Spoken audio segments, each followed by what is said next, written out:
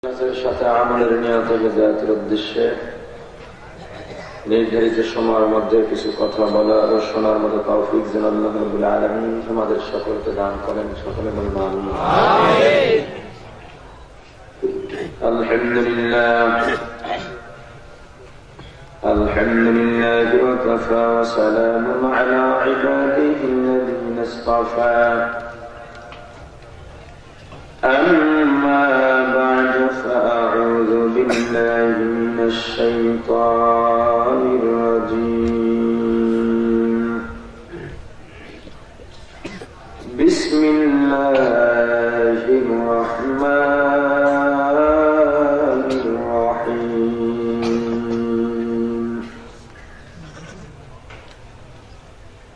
فأما من طغى وآثر الحياة الدنيا فإن الجحيم هي المأوى. وأما من خاف مقام ربه ونهى النفس عن الهوى فإن الجنة هي المأوى. صدق الله العظيم. সকলের মহব্বতের সাথে জিকির করি লা ইলাহা ইল্লাল্লাহ লা ইলাহা ইল্লাল্লাহ লা ইলাহা ইল্লাল্লাহ লা ইলাহা ইল্লাল্লাহ লা ইলাহা ইল্লাল্লাহ মুহাম্মাদুর রাসূলুল্লাহ। হামদ বিহাদ মরকদায়ে পাকেরা পাক ইমাদত মুশতে খাকেরা আকদর দমদমিদ উরুহরা بعد أزتو فنجت نوحرا آئے کیرا کرد کہرش بادرو فسجائے کرد قوم عادرا آکے لطفے خیشرا اظہار کورد باخلیل شمال لا كل ذلك لا إله إلا الله لا إله إلا الله لا إله إلا الله لا إله إلا الله لا إله إلا الله محمد رسول الله. আলহামদুলিল্লাহ। ভাটারা যুব সমাজ কর্তৃক আয়োজিত ষষ্ঠ বার্ষিক 2 দিনব্যাপী ওয়াজ ও দোয়ার মাহফিলের প্রথম দিনের সমাপনী অধিবেশনের মুহতারাম সভাপতি মুআজ্জাজ মুকাররম হযরত উলামা ইকরাম, দূর দূরান্ত থেকে আগত ইসলাম প্রিয় দিন প্রিয় মর্দে মুজাহিদ আল্লাহ রাব্বুল আলামিনের আশিকিন জাকির মুসলমান ভাইরা, কলেজার টুকরা সমবয়সী যুবক ও ছাত্র বন্ধুগণ, পর্দানিশী মা ও বোনেরা, আল্লাহ তাআলার দরবারে লক্ষ কোটি শুকর ও সুজুদ যে মহান রব্বুল আলামিন আমাদেরকে হায়াত তাইয়্যিবা দান করে দুনিয়ার জান্নাতের বাগান কোরআন ও হাদিসের এই মুবারক মজলিসে আশা ও বসানোর তৌফিক দান করেছেন, আলোচনা শোনার মতো সুযোগ করে দিয়েছেন। এজন্য সকলের শুকর আদায় করি আলহামদুলিল্লাহ। আলোচনা শুরুতে পবিত্র কালামুল্লাহ শরীফের 6666 আয়াতের মধ্য হতে 30 নম্বর পারার সূরা নাজিআত শেষের দিকের কয়েকটি আয়াত কারিমা তেলাওয়াত করেছি। আয়াতে কারিমার আলোকে আপনাদের মাঝে আল্লাহ তাআলা যতক্ষণ তৌফিক দান করবেন সাধ্যানুযায়ী কিছু আলোচনা করার চেষ্টা করব ইনশাআল্লাহ। তবে যতক্ষণ আলোচনা করব আপনারা আমার জন্য দোয়া করবেন, আল্লাহ তাআলা যেন আমার স্বাস্থ্যকে সুস্থ রেখে, কণ্ঠ ভালো রেখে, মন মানসিকতা ভালো রেখে আমি নালায়েকের জবান থেকে এমন কিছু গুরুত্বপূর্ণ কথা বের করে দেন যেই কথাগুলো আপনার আমার সমাজের প্রত্যেক নারী পুরুষের হেদায়েতের জন্য প্রয়োজন হয়, বলেন আমিন। আপনাদের দোয়া যত ভালো হবে আমার আলোচনাও তত সুন্দর হবে। দোয়া করতে টাকা পয়সা লাগে না, শারীরিক পরিশ্রম হয় না, দোয়া করা যাবে, আল্লাহ কবুল করেন, বলেন আমিন। ওয়াজ শুনতে শুনতে দাড়ি চুল পাকাইলেন, গর্ব করে বলেন হুজুর অনেক আব্দুল গফফার সাহেবের ওয়াজ শুনছি, আমিনুল ইহসান সাহেবের ওয়াজ শুনছি, কারি ইসহাক সাহেব রহমাতুল্লাহের ওয়াজ শুনছি। 40 বছর পর্যন্ত আমার এই মাঠে ওয়াজ হয়, 20 বছর পর্যন্ত ওলামায়ে কেরাম আমার ঘরেই খায়। যে এত গর্ব করতেছে তার চেহারার দিকে তাকাইলে ওয়াজের কোন অ্যাকশন দেখি না। কারণ যিনি এই গর্ব এতক্ষণ করলেন তার ঘরের মধ্যে এখনো তার নেতার ছবি, বাবার ছবি, ছেলের ছবি টানানো। এই ওয়াজ দিয়ে কোনো লাভ নাই। এক ওয়াজের মধ্যে কয়েকজন ওয়াইজ বয়ান করেন, পুরা ওয়াজ আমল করার দরকার নাই। প্রত্যেক ওয়াইজে আধা ঘন্টা, 1 ঘন্টা, 1.5 ঘন্টা আলোচনার মধ্য থেকে একটা করে আমল নিয়ে যান। যে আমলটা আপনি আমি করতেছি না, এখন থেকে নতুন ভাবে করব, একটা আমল নেন, আপনার জীবনটা আমলে রঙিন হওয়ার কথা। প্রত্যেক ওয়াইজের এক এক ওয়াজ থেকে, প্রত্যেক আলোচকের ওয়াজ থেকে আপনার একটা আমল নেওয়া সম্ভব নয়, দরকার নাই। পুরো ওয়াজ থেকে যে কয়েকজন ওয়াইজ আলোচনা করবেন, সব আলোচনার মধ্য থেকে, সব আলোচনার সমষ্টিগতভাবে মিলাইয়া একটা মাত্র আমল নিয়ে যান। দৈনিক ওয়াজ শুনবেন, যতজনে ওয়াজ করবে কয়টা আমল, তবু আপনার জীবনটা আমলে রঙিন হওয়ার কথা ছিল। দরকার নেই ওয়াজ থেকে 1 মাস পর্যন্ত যত ওয়াজ শুনবেন, 1 মাসের ওয়াজের মধ্যে থেকে একটা নতুন আমল করেন, আপনার জীবনটা ধন্য হবে। শুধু এহকাল নয়, পরকালীন জীবনটা আপনার রঙিন হয়ে যাবে। বুঝা গেল? 1 মাস কেন, বছর বছর, যুগ যুগ ধরে ওয়াজ শুনতেছি, ওয়াজের থেকে আমরা পরিবর্তন হচ্ছি না, কারণ ওয়াজ আমরা রসুলে পরিণত করছি। আল্লাহ রাব্বুল আলামিন পরকালে প্রত্যেকটি মানুষের জন্য 2টা জায়গা নির্ধারণ করেছেন। কয়টা? 2টা। একটার নাম জান্নাত আর একটার নাম জাহান্নাম। 1 জান্নাত, 2 জাহান্নাম। সবাই বলেন জান্নাত, সবাই বলেন জান্নাত। 1 নম্বরে জান্নাত, 2 নম্বরে জাহান্নাম। দুনিয়ার মধ্যে যত মানুষ আছে আল্লাহ রাব্বুল আলামিন দুনিয়ার মানুষকেও ভাগ করবেন 2 ভাগে। দুনিয়ার মানুষ যারা, তাদের মধ্যেও ভাগ হবে 2টা, দল হবে 2টা। কয়টা? 2টা। এই 2 দলের বাহিরে কোনো মানুষ থাকবে না, এই 2 দলের বাহিরে কোনো মানুষ হবে না, এই 2 দলের বাহিরে কোনো দল গ্রহণযোগ্যতা লাভ করবে না। আল্লাহর দরবারে এই 2টা দল পরিচিতি, আল্লাহর দরবারে এই 2টা দলেরই গণনা হবে। গণনা হয়ে এক দল যাবে পরকালের জান্নাতে, আর এক দল যাবে জাহান্নামে। দুনিয়ার যে 2টা দল, একটার নাম হক আর একটার নাম বাতিল।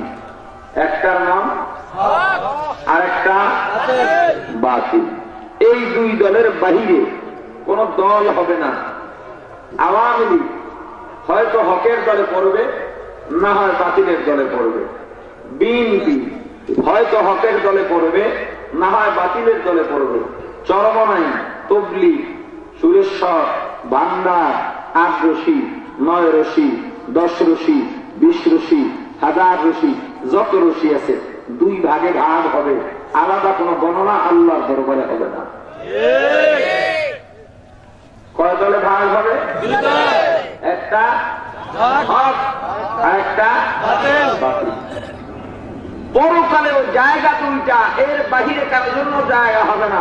হয়তো তোমার জন্য জান্নাত, না হয় তোমার জন্য জাহান্নাম।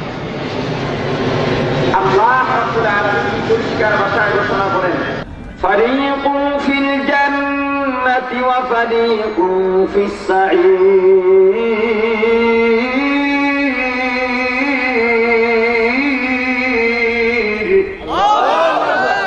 একদল যাবে জান্নাতে, আরেকদল জাহান্নামে।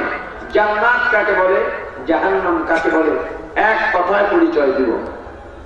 জান্নাত শান্তির এক বালাখানা। কেমন শান্তি? সারা পৃথিবীর সকল সুখ শান্তি যদি এক জায়গায় করা হয়, জান্নাতের জাররা শান্তির সমান হবে না। জাররা কাকে বলে? মুফাসসিরিন কেরাম, মুহাদ্দিসিন কেরাম বলেন, শীতের দিনে সকালের সূর্যের আলো কুয়াশা ভেদ করে জানালা দরজা ফাঁকা দিয়ে যখন ঘরের মধ্যে পড়ে, সেই কুয়াশা জড়িত আলোর সঙ্গে কুয়াশার কিছু রেণু বা কণা দেখা যায়। এর একটা রেণু বা কণাকে এক জাররা বলেন। কেউ কেউ বলেন সুতি কাপড় ভিজাইয়া নিংড়ানোর পরে যখন ছাড়া দেওয়া হয়, তখন পানির রেণু বা কণা উঠতে দেখা যায়। এর একটা রেণু বা কণাকে এক জাররা বলেন। জান্নাতের এমন এক জাররা শান্তি সারা পৃথিবীর সকল সুখ শান্তির চাইতে পরিমাণে অনেক অনেক অনেক অনেক বেশি। জাহান্নাম পূর্ণ বিপরীত একটি জায়গা, যন্ত্রণাদায়ক জায়গা। কেমন যন্ত্রণা? সারা পৃথিবীর সকল দুঃখ যন্ত্রণা যদি এক জায়গায় করা হয়, জাহান্নামের জাররা শাস্তি বা যন্ত্রণার সমান হবে না। আপনারা পরকালে জান্নাত চান না জাহান্নাম চান? আরো জনে বলেন, জান্নাত কি এমনিই পাওয়া যাবে? জান্নাত কি এমনিই পাওয়া যাবে? না, এতটা সহজ নয়। জান্নাত মামুবাড়ির সম্পদ নয় যে চাইলেই পাওয়া যায়। জান্নাত মামুবাড়ির সম্পদ নয় যে চাইলেই পাওয়া যায়। ও মুসলমান, জান্নাত পাবে কারা, জাহান্নামে যাবে কারা? আমি যে আয়াতে কারিমাগুলো তেলাওয়াত করলাম, আল্লাহ রাব্বুল আলামিন আওয়াজ তেলাওয়াতকৃত আয়াতগুলোর মধ্যে এ সম্পর্কেই আলোচনা করেছেন। আল্লাহ রাব্বুল আলামিন বলেন, যাদের মধ্যে 2টা গুণ থাকবে তাদের ঠিকানা হবে জান্নাত, আর যাদের মধ্যে 2টা বদ খাসলাত থাকবে তাদের জন্য ঠিকানা হবে জাহান্নাম। খাসলাত কয়টা? গুণ কয়টা? ভালো আর ভালোর জন্য জান্নাত, খারাপের জন্য জাহান্নাম। কার কথা? এবার জাহান্নামে যারা যাবে তাদের 2টা বদ খাসলাত। 1 নম্বর, যারা সীমা লঙ্ঘন করে। সীমা লঙ্ঘনের বহু পদ্ধতি আছে, আমি 2-1টি পদ্ধতি আপনাদের মাঝে বর্ণনা করব ইনশাআল্লাহ। আল্লাহু আকবার। সীমা লঙ্ঘনকারীর জন্য জান্নাত না জাহান্নাম? কার ঘোষণা? সীমা লঙ্ঘনের অনেকগুলি পদ্ধতির মধ্যে একটা পদ্ধতি, সন্তান বাবার পকেটে হাত ঢুকায়। টাকা চুরি করার জন্য সন্তান বাবার পকেটে হাত ঢুকায়, বাবার হাতে ধরা পড়ে বাবার কাছে ক্ষমা চায়, বাবা জীবনে চুরি করি নাই, তোমার পকেটে হাত ঢুকাই নাই, ও বাবা মাফ করে দাও, মাফ করে দাও, আর কোনদিন চুরি করবো না রে বাবা, তোমার পকেটে হাত দিব না। বাবা সন্তান কি ডাক দিয়া বললেন, ও সন্তান যাও যাও, মাফ করে দিলাম, আর কোনদিন চুরি করবো না, পকেটে হাত ঢুকাইবা না। সন্তান বাবার কাছে ক্ষমা চেয়ে তওবা করে চলে যায়, কিন্তু আবার যখন সুযোগ পায় আবার বাবার পকেটে হাত ঢুকায়, তওবার কথা ভুলে গেছে। এবারও বাবার হাতে ধরা পড়ে বাবার কাছে ক্ষমা চায়, এ বাবা দ্বিতীয়বারের মতো ভুল হয়ে গেছে, মাফ চাই মাফ চাই, মাফ করে দাও বাবা, জীবনে আর করবো না। বাবা বলেন, যা সন্তান যা, এবারও মাফ করে দিলাম। কিন্তু সন্তান আবার যখন সুযোগ পায় আবার বাবার পকেটে হাত ঢুকায়, এবারও বাবার হাতে ধরা পড়ে আগের মতো পুনরায় বাবার কাছে ক্ষমা চায়, কিন্তু বাবা বলেন, না না, আর ক্ষমা করা যাবে না, কারণ সীমা লঙ্ঘন করছো, চল সন্তান চল, পুলিশ রিমান্ডে দিব। সন্তান চোখের পানি শ্রী কান্দার বলে, বাবা ও বাবা, সন্তানের জন্য বাবা জীবন দিতে পারে, বাবা না খাইয়া সন্তানকে খাওয়ায়, বাবা তোমার সন্তানকে তুমি কিভাবে পুলিশ রিমান্ডে পাঠাইবা? তোমার সন্তানকে যদি পুলিশ রিমান্ডে দেওয়া হয়, সন্তান কত থাকবে না, পুলিশের নির্যাতনে, পুলিশের টর্চারে তোমার সন্তান ক্ষতবিক্ষত হবে, শরীরটা রক্তে রঞ্জিত হয়ে যাবে। বাবা তোমার সন্তানের এমন করুণ পরিণতি কিভাবে সহ্য করবা? বাবা ডাক্তার বলে, সন্তান যা বলছো সত্য বলছো, সন্তানের জন্য বাবা জীবন দিতে পারে। বাবা না খাইয়া সন্তানকে খাওয়ায়, কিন্তু কিছু করার নাই, এ সন্তান সীমা লঙ্ঘন করছো, আমি যদি তোকে আজকে মাফ করে দেই, আগামীকালকে যে সংশোধন হয়ে যাবে তার কোনো নমুনা নাই। এ সন্তান বরং আগামীকালকে অন্যের কপালের মধ্যে পিস্তল দেখাবি, পেটের মধ্যে ছুরি ঢুকাবি। অতএব আজকে যদি মাফ করা হয়, আমাকেও সেদিন তোর সঙ্গে পুলিশ রিমান্ডে যাওয়া লাগবে। ও মুসলমান, ওয়াজের মাহফিলে যাইয়া, জুমার মসজিদে যাইয়া, পীর মাশায়েখের দরবারে যাইয়া শুনতে পারলেন, একটা মিথ্যা কথা যদি বলা হয় একটা কবিরা গুনাহ হয়, একটা কবিরা গুনার জন্য কম পক্ষে ৭,০০০ বছর জাহান্নাম। ও মুসলমান, দুনিয়ার হাজার নয়, আখিরাতের একদিন সমান সমান দুনিয়ার ১০০০ দিন, আখিরাতের একদিন দুনিয়ার ১০০০ দিনের সমান। ৭,০০০ বছর দুনিয়ার হাজার নয়, আখিরাতের ৭,০০০ বছর জাহান্নামে জ্বলতে হবে একটা মিথ্যার জন্য, একটা কবিরা গুনার জন্য। ও মুসলমান, আপনি তওবা করলেন, আল্লাহ জীবনে আর মিথ্যা বলবো না, তওবা করলাম, মাফ করে দাও, মাফ করে দাও। আল্লাহ বলেন, যা বান্দা মাফ করে দিলাম, আর কোনদিন মিথ্যা বলবি না। আবার যখন সুযোগ পাইলাম আবার মিথ্যা বললাম, আল্লাহ মিথ্যা বলে আবার আল্লাহর দরবারে ক্ষমা চাইলাম। এবারও বললাম, আল্লাহ তোমার নাম রহমান, তোমার নাম রহিম, তোমার নাম গফফার, তোমার নাম সত্তার। ইয়া ইলাহি তু মেরা রহমান হ্যায়, ইয়া ইলাহি তু মেরা রহিম হ্যায়, ইয়া ইলাহি তু মেরা সত্তার হ্যায়, ইয়া ইলাহি তু মেরা গফফার হ্যায়। তুহি কাদের জলিলুল্লাহ জাহাদার, বহরহালে তুহি মেরা নিগাহদার। আল্লাহর কাছে মাফ চাইলাম, আল্লাহ মাফ করে দাও, জীবনের গুনাহ করবো না, মিথ্যা বলবো না। আল্লাহ বলেন, যা আল্লাহ যা মাফ করে দিলাম, আর কোনদিন অন্যায় করবি না।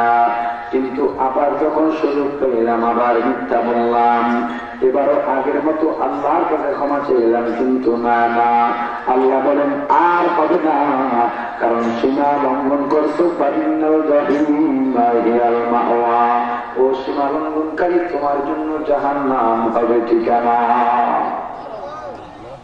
আপনি জাহান্নামের ফয়সালা শুনে আল্লাহর দরবারে চোখের পানি ছেড়ে কান্না বলেন, আল্লাহ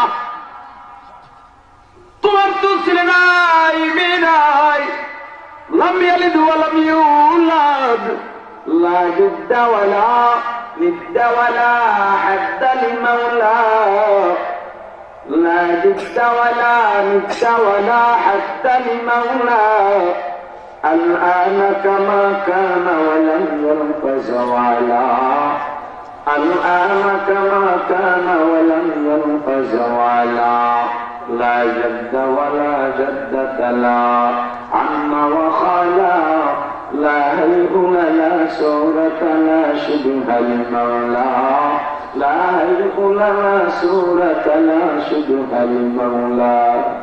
আল্লাহ দরবারে চোখের পানি ছেড়ে কাঁদলাম আর বললাম, আল্লাহ আল্লাহ তুমি জন্মদাতা হইয়া কাউকে জন্ম দাও নাই, আল্লাহ তুমি জন্মদাতার থেকেও জন্ম দাও নাই, ও মাবুদ গো একমাত্র তোমার আদরের বান্দা, বান্দাকে কতটা ভালোবাসো আল্লাহ, তোমার মা, তোমার ভালোবাসা, তোমার মোহাব্বত, তোমার দয়া 100 ভাগ করে 1 ভাগ 18,000 মাখলুকাতের মধ্যে বন্টন করছো রে আল্লাহ।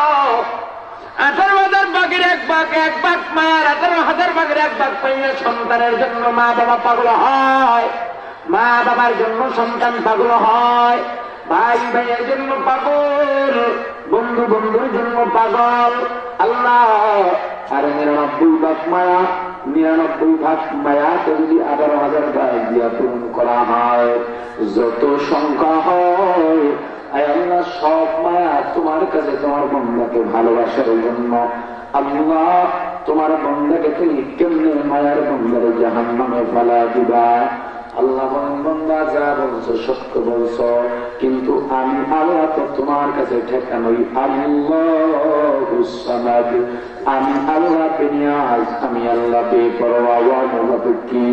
এ বান্দা আমি আল্লাহ তোর কাছে ঠেকানোই, এ বান্দা বারবার তওবা করবি আর ভঙ্গ করবি না। বান্দা আমি আল্লাহ তোর কাছে ঠেকানোই, ঠেকানোই। ও মুসলমান, তওবা কাকে বলে জানো রে? একবার তওবা করবো আল্লাহ, জীবনে আর মিথ্যা বলবো না, জীবনে আর মিথ্যা বলা যাবে না। যদি একবার মিথ্যা বলা হয় তাহলে তওবা ভঙ্গ হয়ে গেছে, আপনি আমি ধোঁকাবাজ হয়ে গেলাম। ও মুসলমান আল্লাহর গোলাম, একবার জিনা করার পরে তওবা করলাম আল্লাহ, জীবনে আর জিনা করবো না, কিন্তু তওবা করবা আবার গুনাহ করবা, তওবা করবা না, না। ওয়া ইন্নাল জাহিমা হিয়াল মাওয়া, একবার নামাজ কাজা করছো আবার বারবার তওবা ভঙ্গ করবা, ওয়া ইন্নাল জাহিমা হিয়াল মাওয়া, একবার করে হক নষ্ট করবা, তওবা করবা, বারবার তওবা ভঙ্গ করবা, ওয়া ইন্নাল জাহিমা হিয়াল মাওয়া, একবার বিপর্দা করবা, মিথ্যা বলবা, একবার গুনাহ করবা, বারবার করবা, তওবা ভঙ্গ করবা। আল্লাহ ফয়সালা জানায় দিলেন, ওয়া ইন্নাল জাহিমা হিয়াল মাওয়া। কি ঠিকানা? এ মুসলমান ইমানদার, আল্লাহ রাব্বুল আলামিন ডাক দিয়ে বলেন, বান্দা তওবা কর, তওবা করার মতো কর, খাস তওবা কর। এ মুসলমান, তওবা করার পরে কোন মুসলমান আর দ্বিতীয়বার গুনাহ করতে পারে না। তওবা করো, তওবা করার মতো করো, তওবা করো আবার তওবা ভাঙ্গিলে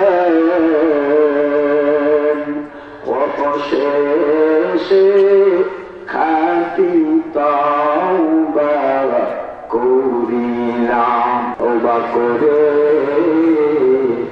আবার তওবা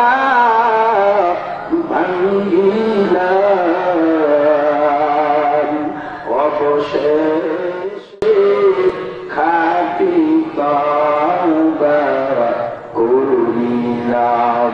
খাস তওবা, খাঁটি তওবা কার দরবারে করব? এ মুসলমান, কয় টাকার মালিক হইছ? কতটুকু ক্ষমতার মালিক হইছ গো?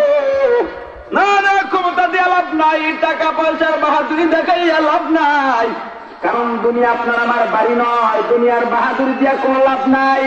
আমরা হইলাম আল্লাহর গোলাম। মুসলমান, আমাদের মালিককে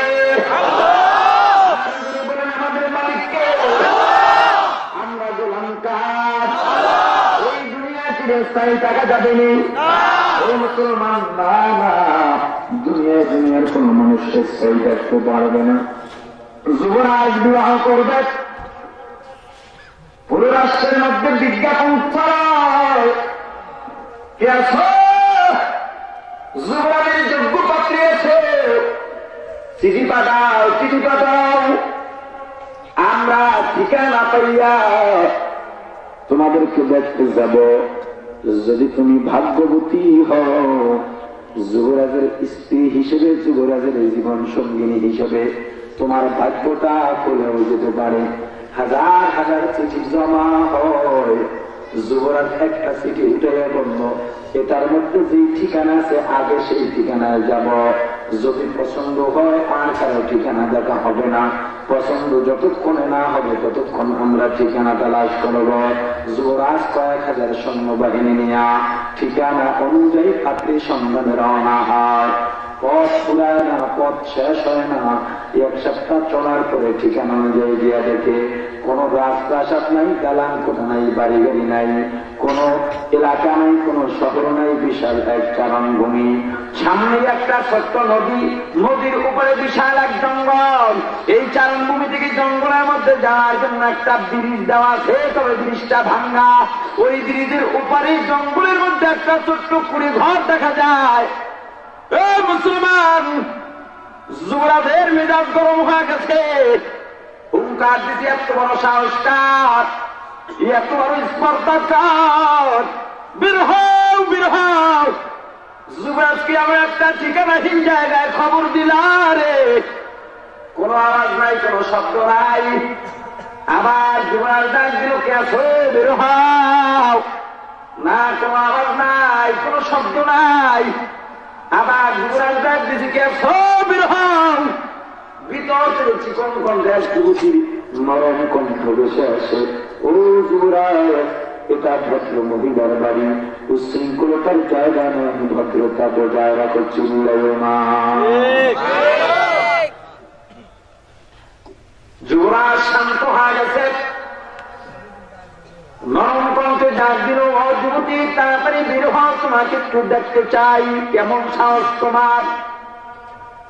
যুবতী ডাক দেয়া বলে, ও যুবরাজ, তুমি আসছো আমাকে দেখার জন্য, বিবাহ করার জন্য, তোমার সৈন্যবাহিনীটা আছে সব পাঠা দাও, তারা আমাকে দেখতে পারবে না, দেখতে পারবে না, তুমি আমাকে দেখতে পারবা। বিবাহ করতে গেলে মেয়েকে কে দেখতে পারে? পাত্র। কেন দুলাভাই পারবে না? বিয়াই, বন্ধু পারবে না? আমাদের সমাজে যুবক নামে কিছু রাম ছাগল এখনো আছে, আমার দুলাভাই পছন্দ না করলে আমি বিয়াই করতাম না। দুলাভাইকে দিয়ে যদি পছন্দ করা, তাহলে তোর বিয়ে করার দরকার নাই, দুলাভাইকেই বিয়ে করা। আগেই লাইন ঘাট করাই দিতেছে। আর আমাদের কাছে চিঠি পাঠা, কিন্তু ওয়াজ করেন, বউদের কথা বানাইতে পারি না, ঠিক কিনা? আফসোস, কি রুচি দেখবে কে? জোরে বলেন। আর কেউ দেখতে পারবে না। বিবাহের পরে কয়েকজন দেখার সংখ্যা বাড়বে, অতিরিক্ত নয়, ঠিক কিনা বলেন? আর এই ওয়াজ এদেশে কইরা লাভ আছে? যে দেশে 93% মুসলমান, যে দেশে 93% মুসলমান, যে দেশে আলেমের খনি, যে দেশে মাদ্রাসার ফ্যাক্টরি, যে দেশকে মসজিদের রাজধানী বলা হয়, সেই দেশে ভালোবাসা দিবসের নামে জোড়ায় জোড়ায় সমাজের মধ্যে, রাস্তাঘাটে, পার্কে, গাছের গোড়ায় জেনা ব্যভিচারে লিপ্ত হয়।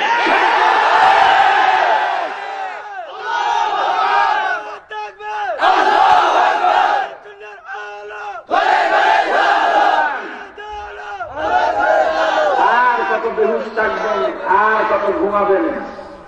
পিছনেই তারিখটা গেছে। জোরে কম, কি দিবস দেব? Valentine's day.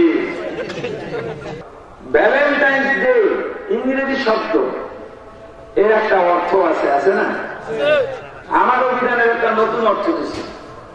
বিশ্ব বেশ্যা দিবস। কারণ বিশ্বের মধ্যে 364 দিনে যত আকাম না হয় তার চেয়ে বেশি আকাম হয় এই একটা দিনে। ভালোবাসা কি একদিন? কথা কয় না। ভালোবাসা দিবস পালন করতে যায়। মেয়েটা কোন দিকে যায় বাবার কাছে খবর নাই, বউ কোন দিকে যায় স্বামীর খবর নাই, স্বামী কোন দিকে যায় বউর খবর নাই। ঠিক কিনা বলে ভাই? এটা ভালোবাসা দিবস হতে পারে না। মুসলমানদের 2টা ভালোবাসা দিবস আছে। কয়টা? একটা ঈদুল ফিতর আর একটা ঈদুল আজহা। কয়টা ভালোবাসা দিবস? এত সুন্দর ভালোবাসা দিবস পৃথিবীতে আর থাকতে পারে না। এমন ভালোবাসা দিবস সমস্ত শত্রু ভুলাইয়া কাঁধে কাঁধ মিলাইয়া হাঁটতে শিখায় এই ভালোবাসা দিবস। শরীরের মধ্যে পবিত্র পোশাক থাকে, অপবিত্র নয়। শরীর থেকে সুগন্ধ আসে, দুর্গন্ধ নয়। 14ই ফেব্রুয়ারির ভালোবাসা দিবস এটা ভালোবাসা দিবস হতে পারে না। কারণ যেই ভালোবাসা দিবসে স্বামী স্ত্রীর পবিত্র বন্ধনকে ছিন্ন করে সেটা ভালোবাসা দিবস নয়। যেই দিনে কুমারী যুবতীর সতীত্ব নষ্ট হয় সেটা কোনো ভালোবাসা দিবস হতে পারে না। তুমি ভালোবাসা দিবসে নামো। স্বামী স্ত্রী এই একটা দিনে বাংলার জমিনে কয়েকশো কয়েক হাজার স্বামী স্ত্রীর মধ্যে ছিন্ন ঘটে, বন্ধনের ছিন্ন হয়। আমরা জানি না যে কিনা, কারণ তারা মাসালা জানে না, বউ তালাক দিয়ে আবার এটা দিয়েই খায়। ঠিক কিনা বলে? ও মুসলমান, এই দিনের ভালোবাসা দিবসের পূজারীরা যারা এই দিবস পালন করে গায়ের থেকে দুর্গন্ধ আসে। আর আমাদের আল্লাহ প্রদত্ত দিবস যেদিন যেদিন সেদিন সেদিন আমাদের সকলের শরীর থেকে সুগন্ধ আসে। অতএব ওই একটা দিবস ওটা ভালোবাসা দিবস নয়। কোন মুসলমান এই নাম দিয়া ওই দিনে নোংরামি করতে পারে না। আমরা বছরের প্রতিটি দিনই আমাদের মা বাবা ভাই বোন আত্মীয় স্বজন স্ত্রী সন্তান বন্ধু বান্ধব সবাইকে সমানভাবে ভালোবাসে। ওরা ওই একদিনে নামে বিদায়, আর বাকি 364 দিনে ঘরের মধ্যে অশান্তি থাকে। মুসলমান, আপনারা বলবেন হুজুর এসব কথা তো আপনারা বলবেন কারণ হুজুর এমনি একটু বউ বেশি ভালোবাসে। কথা সত্য, কারণ হুজুররা বউ ভালোবাসে বেশি। এর কারণ হলো হুজুরদের তোমাদের মতো বউ ঘরে রাইকা বাইরে 5টার সাথে 60 কালেকশন নাই দুঃছবি করার অভ্যাস। এ যুবতী কার জন্য পাগল হইছ? এ যুবক কার জন্য পাগল হইলা? এই দুনিয়া স্থায়ী নয়, এই দুনিয়া অস্থায়ী। রং তামাশা বেশি দিন থাকবে না, যে কোনো মুহূর্তে বিলীন হয়ে যেতে পারে।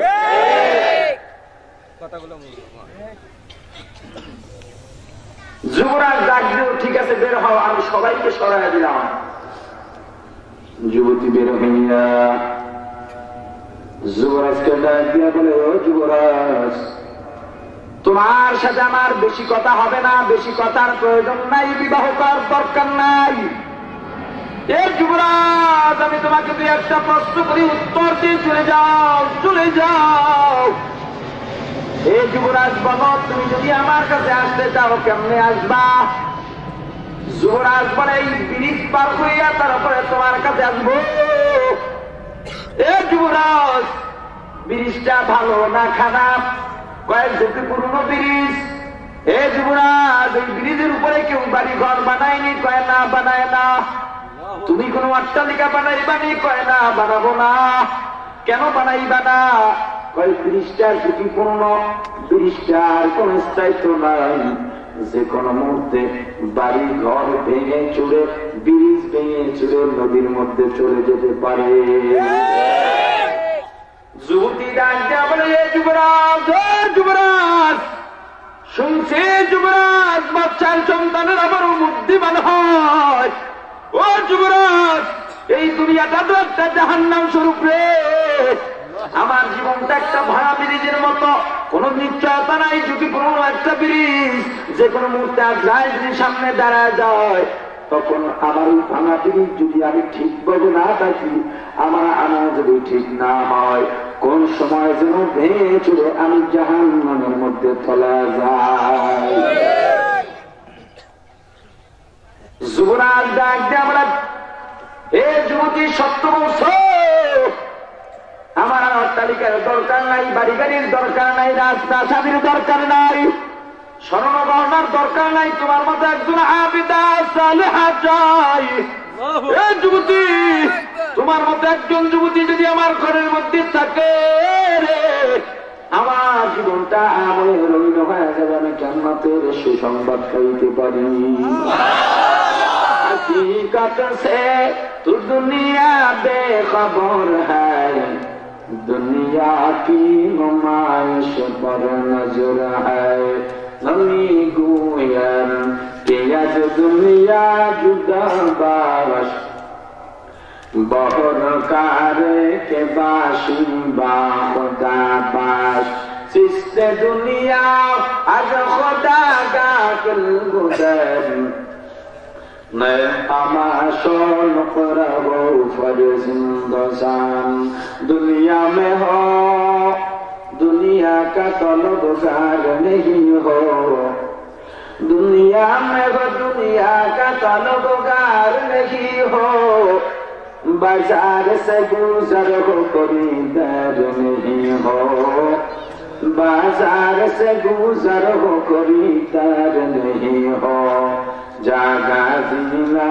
गाने के दुनिया नहीं है, ये इबरत की जाग तमाशा नहीं है, ये इबरत की जाग तमाशा नहीं है। ओ मुसलमान दुनिया इस्ताइन अवस्थाई, दुनिया इस्ताइन अवस्थाई, কেমন অবস্থায় মুসলমান? দুনিয়ার কোন গ্যারান্টি নাই, জীবনের কোন গ্যারান্টি নাই। মুসলমান, যে কথা বলতেছিলাম, বাহাদুরি করে কোনো লাভ নাই, কারণ আমরা হইলাম গোলাম। গোলাম কোনদিন অহংকার করতে পারে না, গোলাম কোনদিন মাথা উঁচু করে দাঁড়াইতে পারে না, গোলাম কোনদিন জমিনের মধ্যে পায়ে আওয়াজ করে দম্ভ করে হাঁটতে পারে না। এ মুসলমান, আমরা আল্লাহ গোলাম। আমরা গোলাম কার? বলেন গোলাম কার? আমরা গোলাম কার? এই দুনিয়ায় স্থায়ী না অস্থায়ী? তুই কর বাহাদুরি,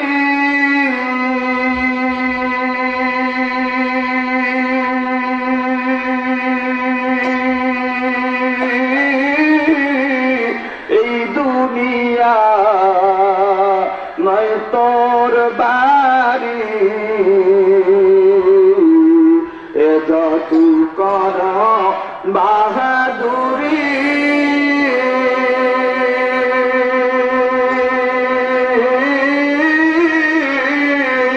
এই দুনিয়া নয় তোর বাড়ি, যেতে হবে সবই সারি, কবর মাজার,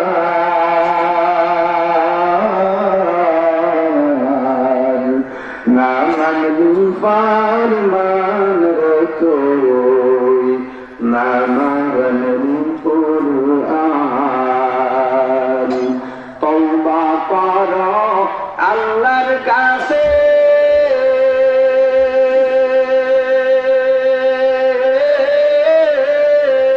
তওবার দরজা খোলা আছে, তওবা কর আল্লাহর কাছে,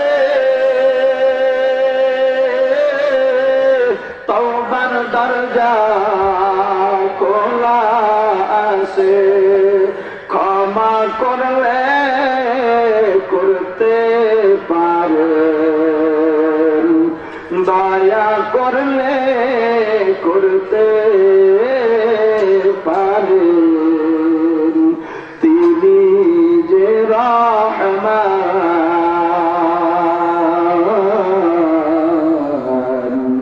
না মানবি ফরমান তুই, না মানবি কুরআন।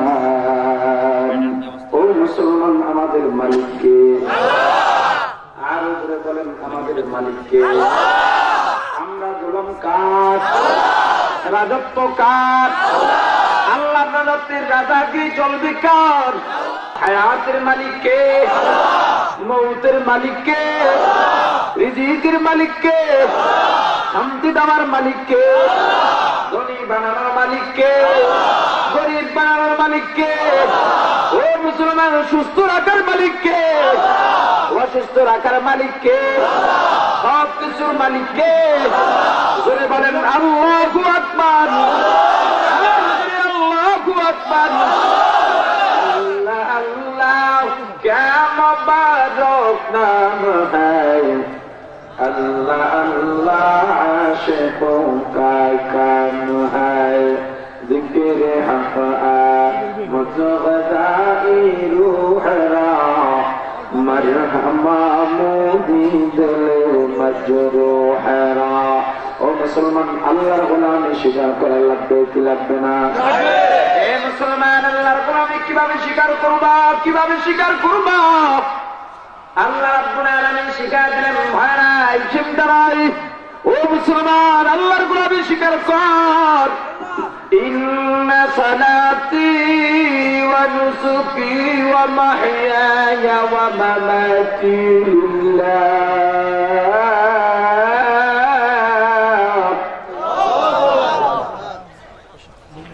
ওয়া মামাতি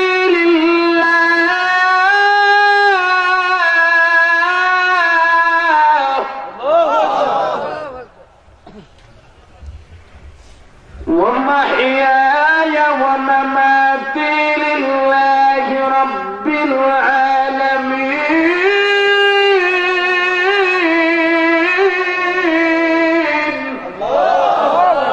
مسلماني بود گردن هذا عمام قد بدست خازدادا। ও মুসলমান কিভাবে আমরা গোলামি স্বীকার করবা?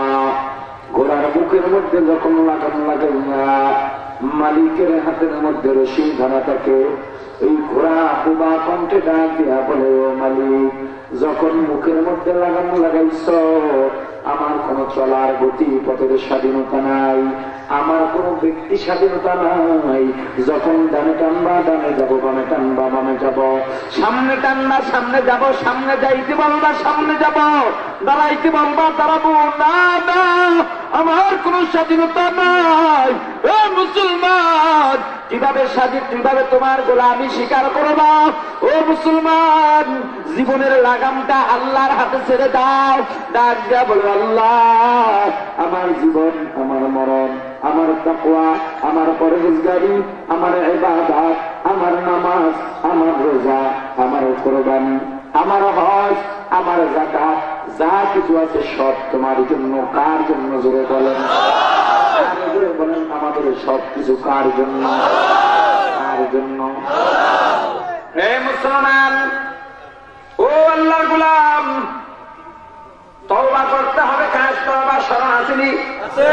ও মুসলমান, এরপরে যদি সীমা লঙ্ঘন করা হয়, সীমা লঙ্ঘনের সীমা লঙ্ঘন করছো, আল্লাহ বলেন বান্দা ভয় নাই, ভয় নাই, যত গুনাহ করো বান্দা একবার কাজ তওবা কর, আমি আল্লাহ মাফ করে দিব। কারণ আমি আল্লাহর রহমত থেকে নিরাশ করি না।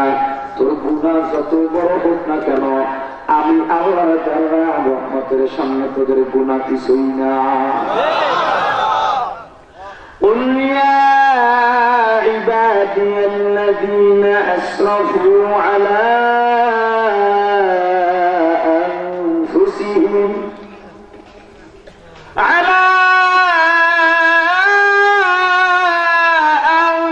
أنفسهم لا تقنطوا من رحمة الله مغفرة رجعوا دزلتفتوا যাকে কত ফরুদাই লা তাকনাতু। ও মুসলমান জীবনে যত গুনাহ করবা, আল্লাহর রহমত থেকে নিরাশ হইবা না। আল্লাহর রহমতের দিকে তাকাইয়া আল্লাহর রহমতের আশায়, আল্লাহর দয়ার আশায় খাঁটি তওবা করো, খাস তওবা করো, আল্লাহ জীবনের গুনাহগুলো মাফ করে দিবে।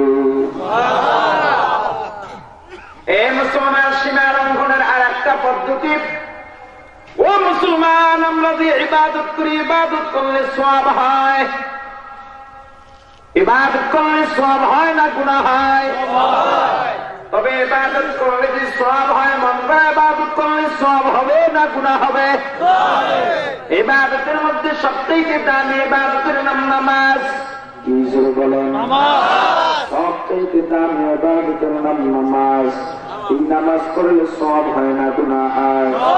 ওই মুসলমান, কিন্তু আপনি যদি চিন্তা করেন নামাজ পড়লেই যেহেতু সওয়াব হয়, আমি সবসময় নামাজ পড়বো না, না হবে না।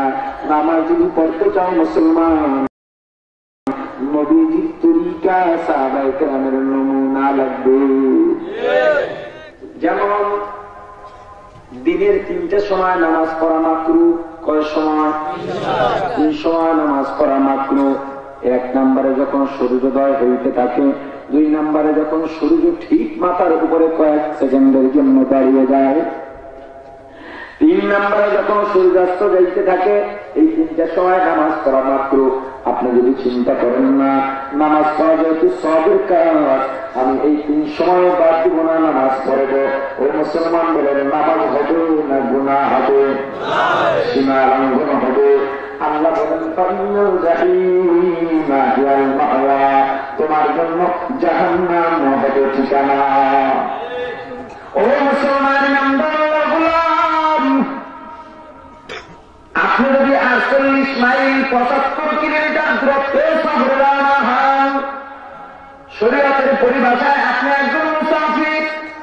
ও মুসলমান, মুসাফিরের জন্য 4 রাকাত ওয়ালা ফরজ নামাজের জায়গায় যদি ইমাম হয়ে নামাজ পড়ায় অথবা একা পড়ে 2 রাকাত পড়তে হয়, আপনি যদি চিন্তা করেন আমার সময় আছে, আমি 4 রাকাত পূর্ণ করে নিব, না, না হবে না, নামাজ তো হবেই না, সীমা লঙ্ঘন হবে।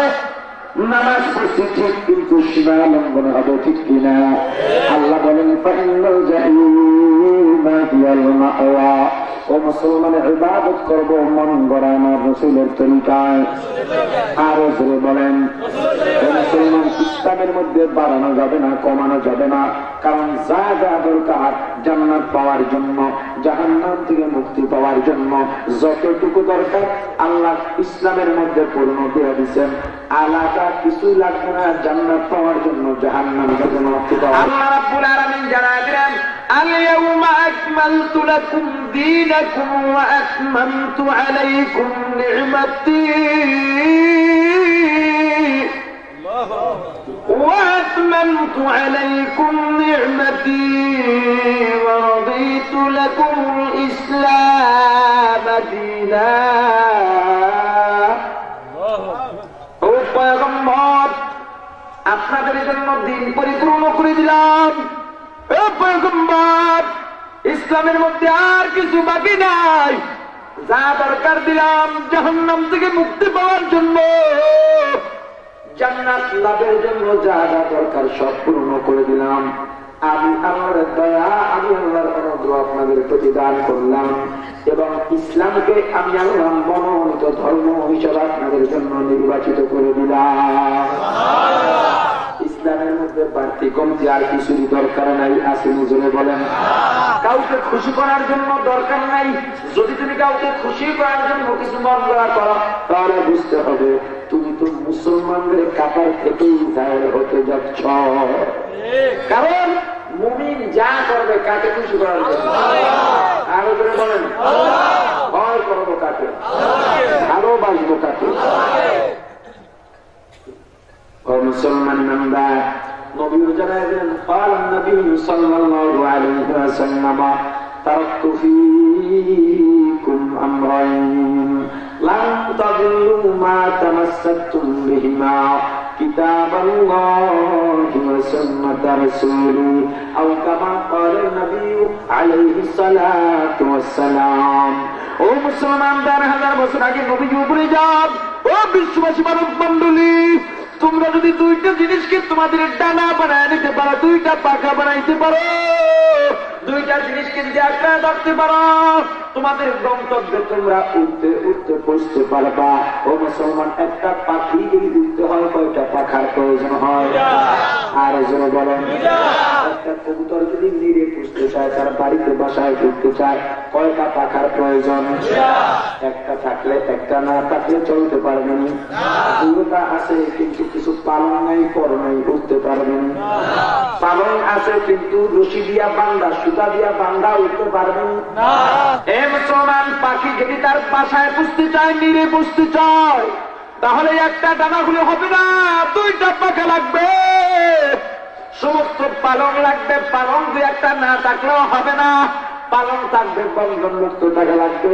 ও মুসলমান, তোমার দুইটা ডানা বানাও, একটা কিতাবুল্লাহ আল্লাহর কোরআন, আর একটা সুন্নাতুর রাসূলুল্লাহ। একটা আল্লাহর কোরআন আর একটা সুন্নাত। সুন্নাত না হাদিস? সুন্নাত। জোরে বলেন, সুন্নাত। সুন্নাত না হাদিস? সুন্নাত। কারণ সুন্নাত আপনাকে আমাকে নাজাত দিবে, হাদিস নাজাত দিবে না। একটু ব্যতিক্রম লাগলো মনে হয়। ও মুসলমান ইমানদার, নবীজি যত জায়গায় বলছেন এই উম্মত সুন্নাত মানো, হাদিস মানার কথা বলেন নাই। অন্য এক হাদিস শরীফের মধ্যে বলেন, قال النبي صلى الله عليه وسلم من أحب سنتي فقد أحبني ومن أحبني كان معي في الجنة أو كما قال النبي عليه الصلاة والسلام। নবীজি বলেন, মান আহাব্বা সুন্নতি, যারা আমি নবীর সুন্নতকে ভালোবাসে, ফাকাদ আহাব্বানি, তারা যেন সুন্নত ভালোবাসার মাধ্যমে, সুন্নত পালনের মাধ্যমে আমি নবীকে ভালোবাসবো। ওয়া মান আহাব্বানি, আর যারা আমি নবীকে ভালোবাসবে, তাদের তাদের তাদের পুরস্কার হলো তারা আমি নবীর সঙ্গে জান্নাতে যাবে। সুন্নত পালন করলে না হাদিস? নবীজি বললেন সুন্নত, তুমি যদি বলো হাদিস, বুঝতে হবে নবীর যে এক কদম বেশি বুঝতেছ। কি বলেন? কারণ ও মুসলমান, বর্তমান আমাদের সমাজের মধ্যে, আমাদের দেশের মধ্যে, আমিও বাতিল ফিরকা নিয়ে টুকটাক গবেষণা করে থাকি। আমার ক্ষুদ্র গবেষণায় যা দেখলাম, বিশ্বের মধ্যে বাংলার জমিনে যত বাতিল ফিরকার আবির্ভাব ঘটেছে, সবচেয়ে ইমান বিধ্বংসী, মানুষের ইমানের জন্য হুমকি, বড় ভয়ঙ্কর ফিরকার নাম হলো বর্তমানের তথা কথিত আহলে হাদিস ইসলাম। এদের স্লোগান, আমরা হাদিস মানে হাদিস দেখে দেখে আমল করব। আমার প্রশ্ন, হাদিস মানবা ভালো কথা, হাদিস দেখে আমল করবা ভালো কথা, তুমি কোথায় পাইলা? নবীজি কোথায় বলছেন যে হাদিস দেখে পালন করো? নবীজি কি বলছেন? কোরআন এবং আরো জোরে বলেন। কারণ হাদিস এমন হাদিসও আছে যেগুলো আমাদের জন্য পালনীয় নয়, কিন্তু সুন্নাত পালন করতেই হবে। এই বিস্তারিত আলোচনা আপনাদের মাঝে করতে পারবো না। আপনারা আফতাবনগরে গিয়েছিলেন, এর বিস্তারিত আলোচনা সেখানে শুনেছেন। বিভিন্ন ওলামায়ে কেরাম বিভিন্ন ভাবে সেখানে বয়ান করেছেন। ও মুসলমান, আমরা হাদিস মানবো না সুন্নাত মানবো? আর উপরে বলেন, হাদিস মানবো না সুন্নাত মানবো? সুন্নাত মানলেই নাজাত। হাদিস বিশ্বাস করতে হবে, অবিশ্বাস করা যাবে না। কিন্তু পালনের বিষয় কি? আর উপরে বলেন, পালনের বিষয় কি?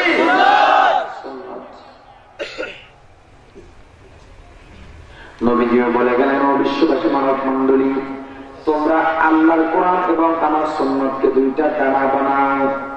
হাদিস আছে, কোরআন আছে, সুন্নত নাই, না হবে না, জান্নাতে যাইতে পারবা না। কোরআন আছে, সুন্নত আছে, কিছু কিছু আমল নাই, যতই বাহাদুরি করো লাভ নাই, আমলের ঘাটতি থাকবে, জান্নাতে যাইতে পারবা না। কোরআন আছে, সুন্নত আছে, কিন্তু নিজেই আমল করো, তোমার আহাল পরিবার পরিজন প্রতিবেশীদেরকে তুমি আমল করাইতে পারো না।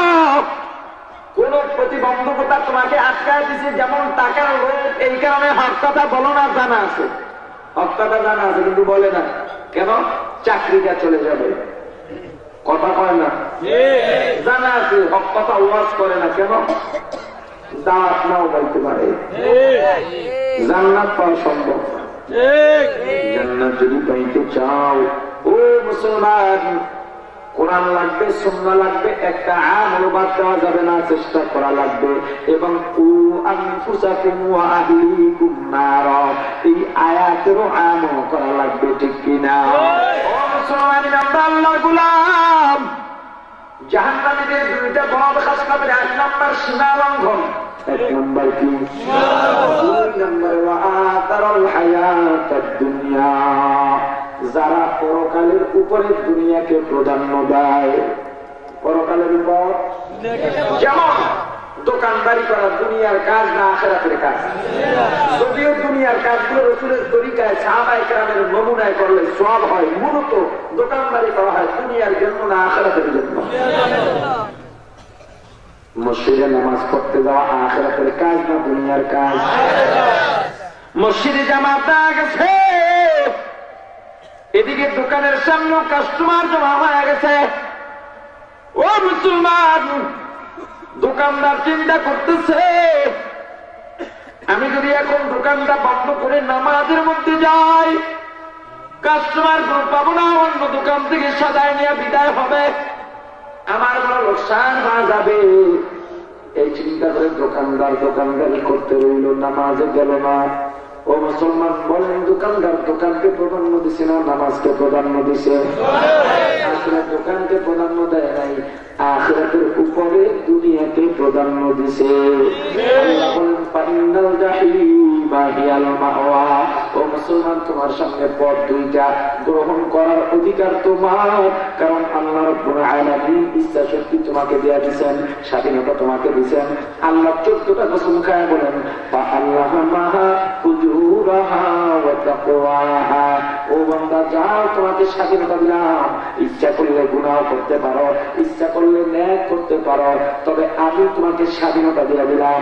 ও মুসলমান, আপনার সামনে পথ খোলা দুইটা, একটা আখিরাতের পথ আর একটা দুনিয়ার পথ। আপনি যদি বলেন দুনিয়ার পথ আমি চাই, আপনার সাথে আমার কোনো কথা নাই। যদি বলেন আখিরাতের পথ চাই, তাহলে আপনার সাথে অনেক কথা আছে। ও মুসলমান ইমানদার, আপনারা কোন পথ গ্রহণ করবেন, দুনিয়ার পথ না আখিরাতের পথ? আরো জোরে বলেন। মুসলমান, দুনিয়া বলে টুপি লাগে না, আখিরাত বলে টুপি দাও। দুনিয়া বলে দাড়ি লাগে না, আখিরাত বলে দাড়ি দাও। দুনিয়া বলে দাড়ি লাগে না, আখিরাত বলে দাড়ি লাগবে। দুনিয়া বলে হালাল লাগবে না, আখিরাত বলে হালাল লাগবে। দুনিয়া বলে হারাম খা, আখিরাত বলে হারাম খাইস না। দুনিয়া বলে বেপরদায় চল, আখিরাত বলে বেপরদায় চলিস না। দুনিয়া বলে গুনাহ কর, আখিরাত বলে গুনাহ করিস না। ও মুসলমান, আপনি যদি বলেন আমি আখিরাত চাই, তাহলে গুনাহ কাজ করা যাবে না, ঠিক কিনা? ও মুসলমান, তবে যারা বলেন আমরা দুনিয়া চাই, দুনিয়া চাই, আপনার কাছে আমার একটা অনুরোধের মধ্যে একটা অনুরোধ, যদি বলেন আমি দুনিয়া চাই, তাহলে রমজানের ঈদ, কোরবানির ঈদের সময় মাথার মধ্যে টুপি লাগাইয়া ঈদগাহে যেতে পারবেন না। কারণ আমরা স্বঘোষিত কোন দুনিয়াদারকে আখিরাতের কাজের মধ্যে অংশগ্রহণ করতে দিতে চাবো না। কি কোন? আর একটা অনুরোধ, ও মুসলমান, আপনি যদি বলেন আমি গুনাহ করে জাহান্নামের আগুন সহ্য করতে পারবো, তাহলে আর একটা অনুরোধ, আপনি আযাব সহ্য করতে পারবেন, একটা পরীক্ষা করা দরকার। কি করা দরকার? কিভাবে পরীক্ষা করবেন? এক যুবতী মামার বাড়ি রওনা হয়। যুবতী মানুষ, দুর্বল মানুষ, রাস্তার কিনারা দিয়ে আস্তে আস্তে হাঁটে আর জিকির করতেছে, নিচু আওয়াজে জিকির করতেছে। অনেক দূর যাওয়ার পরে মাগরিবের আযান হয়ে গেছে। যুবতীর মনের মধ্যে ভয় ঢুকে গেছে, রাস্তাঘাটের অবস্থা ভালো হয়, ইজ্জত নিয়ে মামার বাড়ি যাওয়াটা বড় কঠিন হয়ে যাবে। কিন্তু বাড়িতেও ফিরে যাওয়া সম্ভব নয়, কারণ মামার বাড়ির চেয়ে আমার বাড়ির দূরত্ব অনেক বেশি। যদি যেতে হয় মামার বাড়িতেই যেতে হবে। যুবতী মনের মধ্যে সাহস নিয়া মামার বাড়ি রওনা হয়। কত দূর যাওয়ার পরে শাহজাহান হয়ে গেছে।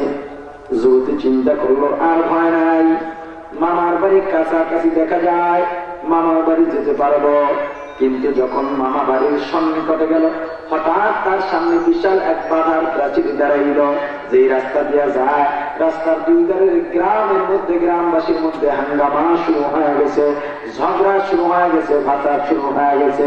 যুবতী চিন্তা করতেছে, এই এলাকার আমাকে কেউ চিনে না, পর্দার সাথে আসা যাওয়া করি, এখন হাঙ্গামার মধ্যে দিয়ে যদি যাই, একদল মনে করবে আমি প্রতিপক্ষ মনে করবে আমি অপর দলের, ফলাফল দাঁড়াবে দুই গ্রামবাসীর হাতে, আমার ইজ্জত হারাতে হবে। কি করা যায়? একটা নিরাপদ আশ্রয় দরকার। টাকায় টাকা একটা ঘর দেখা যায়, ঘর থেকে বাহিরে আলো পড়তেছে, নিশ্চয়ই ভিতরে মানুষ আছে।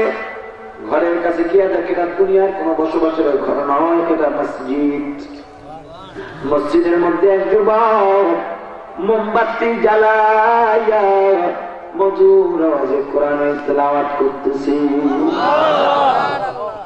পিছন থেকে যুবতী ডাক দিতে, যুবক ভাই, আমি একজন অসহায় যুবতী, ও যুবক ভাই একটু জায়গা দাও, একটু জায়গা দাও।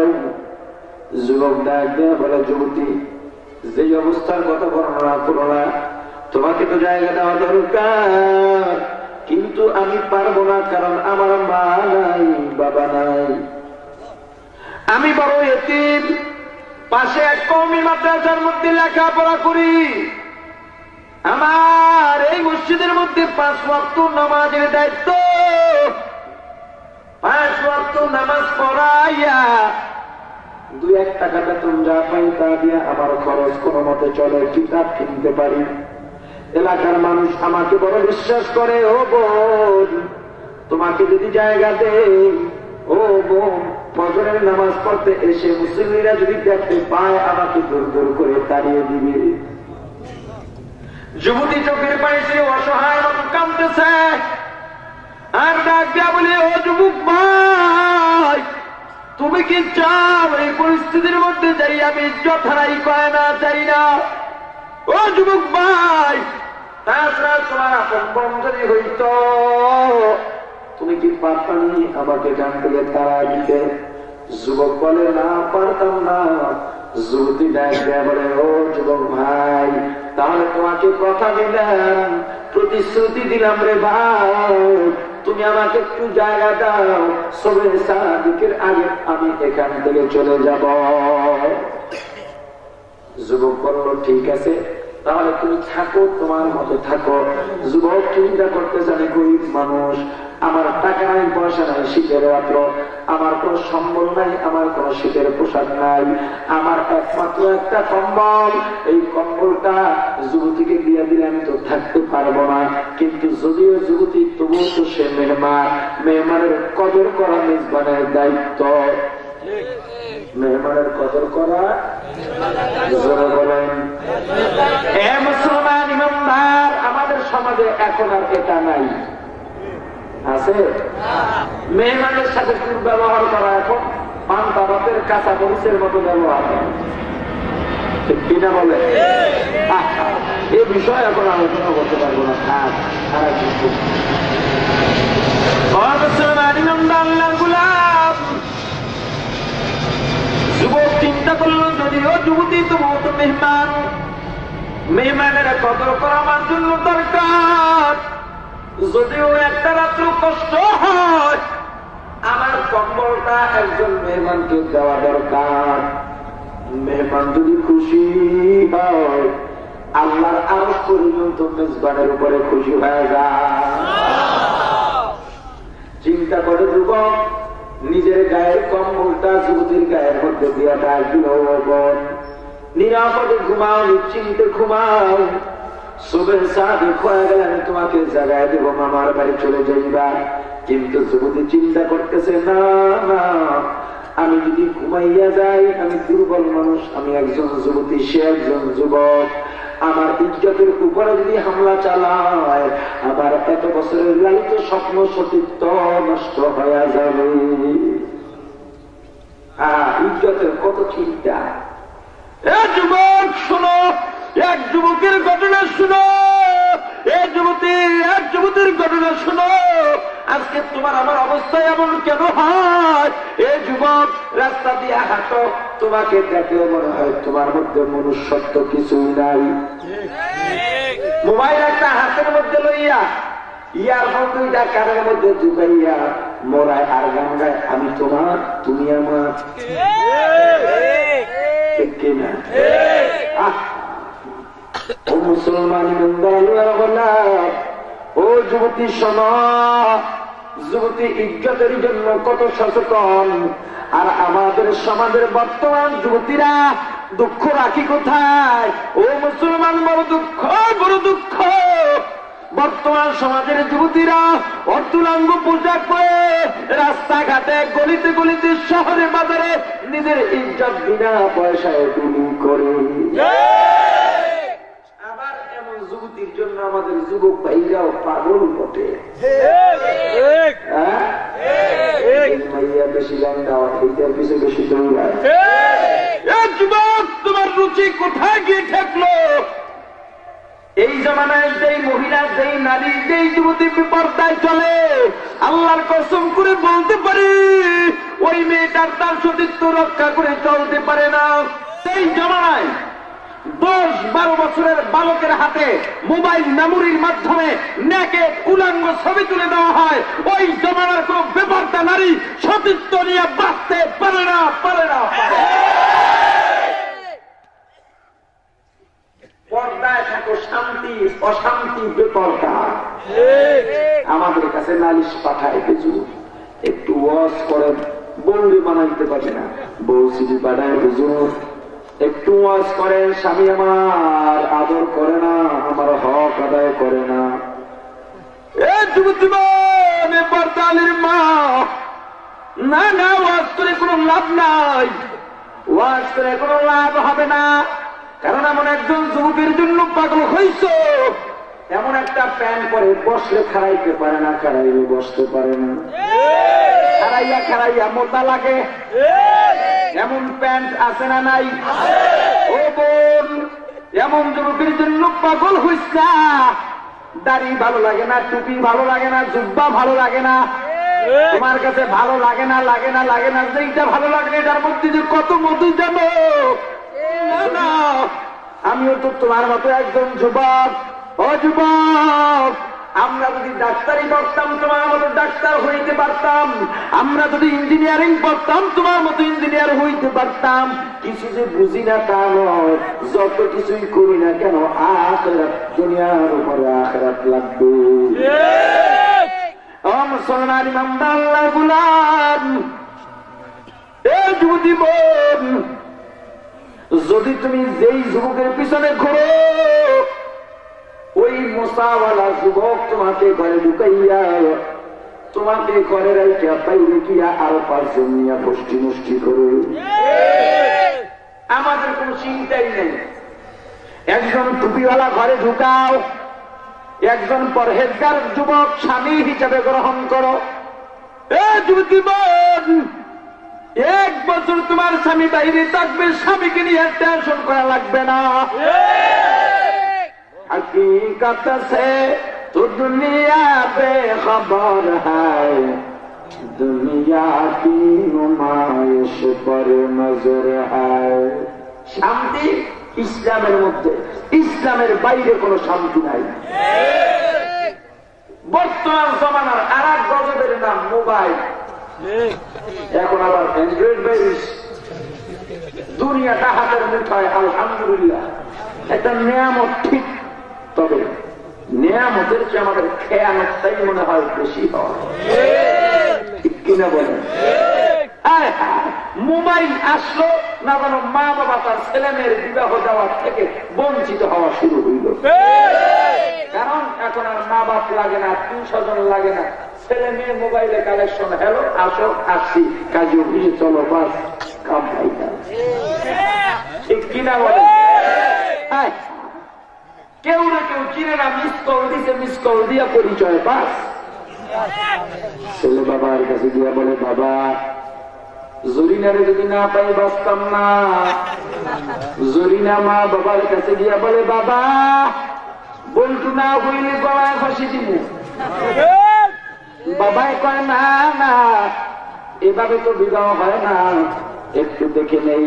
মেয়েও বুঝতে পারছে, বন্ধু বুঝতে পারছে অবস্থা ভালো নয়, আমাদের জোড়া বুঝি লাগবে না, নিজেরা নিজেরা পালাইয়া বিবাহ বন্ধনে আবদ্ধ হয়। আরে বিবাহ সহি হয় কিনা তারও তো খবর নাই, ঠিক কিনা? এমন একটা পরিবেশ না যাবে। ও মুসলমান, যা সম্পর্ক করে বিবাহ করে তারা দেখবেন ছেলে স্বামীকে, স্ত্রী স্বামীকে নাম ধরে ডাকে, আবার স্বামীও স্ত্রীকে নাম ধরে ডাকে, ঠিক কিনা? একটা পরিস্থিতি বাংলার জমিনে আসবে। আর আসবে কি, এখন শুরু হয়ে গেছে, ছেলেগুলো মা বাবাকে নাম ধরে ডাকে, ঠিক কিনা? জরিনা বন্ধু বিবাহ বসল, 1 বছর পরে একটা ফুটফুটে সন্তান আল্লাহ দান করলেন। 1-1.5 বছর পরে ছোট্ট সন্তান তাকে ডাকে, বাবা মাকে ডাকে নাম ধরে, মা বাবাকে ডাকে নাম ধরে, ছোট্ট শিশুরাও বাবাকে ডাকে, এ বন্ধু চকলেট নিয়ে আয়। মাকে ডাকে জরিনা তাড়াতাড়ি খাবার দে। স্বামী স্ত্রী গভীর রাত্রে জরুরি মিটিং এ বসলো, কি ব্যাপার আমরা সন্তান একটা দিলেন, সে যে আমাদের নাম ধরে ডাকে, মা ডাকে না বাবাও ডাকে না, ব্যাপারটা কি? বিবি কয় কারণ পাইছি। কয় কি কারণ? তুমি যে আমাকে নাম ধরে ডাকো, আমিও যে তোমাকে নাম ধরে ডাকি, এটাই সন্তান আমারও করতেছে। কয় সমাধান কি? সমাধানও পাওয়া গেছি। কি সমাধান?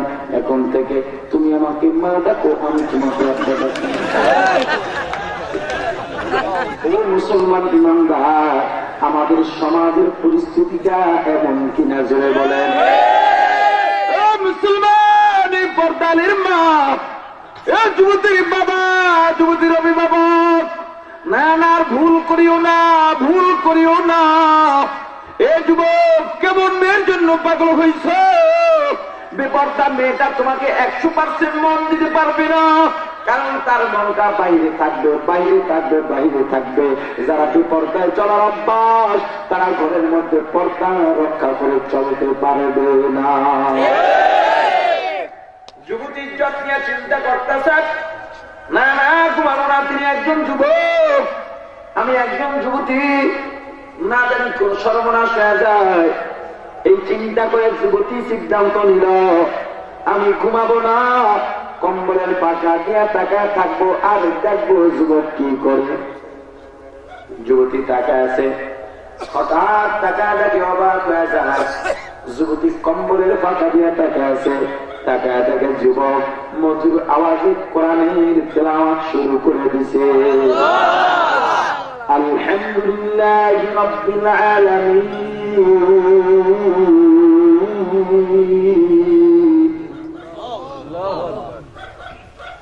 আর-রহমানির রহিম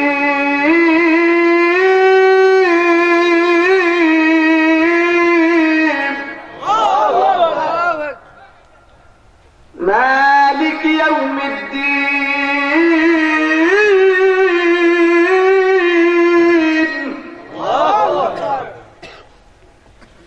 ইয়্যাকা না'বুদু ওয়া ইয়্যাকা নাস্তাঈন।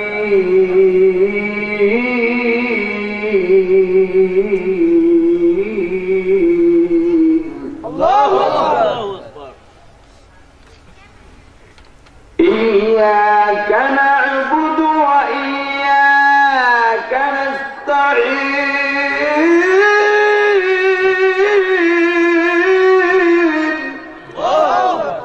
যুবক মধুর আওয়াজে কোরআনের তেলাওয়াত করতেছে, কোরআনের তেলাওয়াত করতেছে। যুবতী বড় আনন্দিত হয় আর চিন্তা করতেছে, ঘুমাবো না, তেলাওয়াত শুনবো, রাত্রটা অল্প সময়ের মধ্যে কেটে যাবে, ভয় নাই, চিন্তা নাই। যুবতী কোরআনের তেলাওয়াত শুনে আনন্দিত হয়ে গেছে, খুশি হয়ে গেছে। রাত্রটা তেলাওয়াত শুনতে শুনতে যাবে। আর আমাদের সমাজের ছেলে মেয়েরা গান ছেড়ে ইয়ারফোন কানের মধ্যে দিয়া গান শুনতে শুনতে ঘুমায়। মরণটা যদি এই সময় হয়, কি ভাগ্যবান মরণ হবে। হে মুসলমান, আমাদের সমাজের মুসলমানেরা কোরআনের তেলাওয়াত শুনতে চায় না, বিরক্ত লাগে। ওয়াজের মাহফিল শুনতে চায় না, বিরক্ত লাগে। বাংলার জমিন নয়, ও মুসলমান, সারা বিশ্বের মধ্যে যে সমস্ত জায়গায় মুসলমানেরা সংখ্যালঘু, প্রত্যেকটা রাষ্ট্রের মধ্যে মুসলমানেরা নির্যাতিত হয়, নিপীড়িত হয়, ঠিক কিনা? দুঃখের খবর জানো মুসলমান, সংখ্যাগরিষ্ঠ মুসলিম রাষ্ট্রগুলোর মধ্যেও মুসলমানেরাই নির্যাতিত হয়। মুসলমান আর বড় দুঃখ রে, অমুসলিম রাষ্ট্রের মধ্যে অমুসলিম কর্তৃক মুসলমানেরা নির্যাতিত হয়, আর মুসলিম রাষ্ট্রের মধ্যে মুসলিম কর্তৃক মুসলিম নির্যাতিত হয়। আজকে একটা ওয়াজের মাহফিলের জন্য অনুমতি লাগে, অনুমতি ছাড়া ওয়াজের মাহফিল হয় না। আর হিন্দুদের পূজা, যাত্রার নাটক, ও মুসলমান, অপসংস্কৃতির অনুষ্ঠান, গানের অনুষ্ঠানের জন্য অনুমতি তো লাগেই না, বরং তাদেরকে পুলিশ প্রটোকলে সুন্দরভাবে অনুষ্ঠান আয়োজন করা হয়। এখানেই ক্ষান্ত নয়, থানার ওসি, ওই কোর্টের ডিসি পর্যন্ত নাচ গানের অনুষ্ঠানে গিয়ে তাদেরকে বাহবা জানায়। ৯৯% মুসলমানের রাষ্ট্রে আমরা টুপিওয়ালারা মাহফিল করতে বারবার দৌড়ান লাগে। এটা হলো মুসলিম রাষ্ট্রের হাল। যেই দেশে এমন অবস্থা হয়, সেই দেশের মানুষ কোনদিন শান্তির আশা করতে পারে না, পারে না।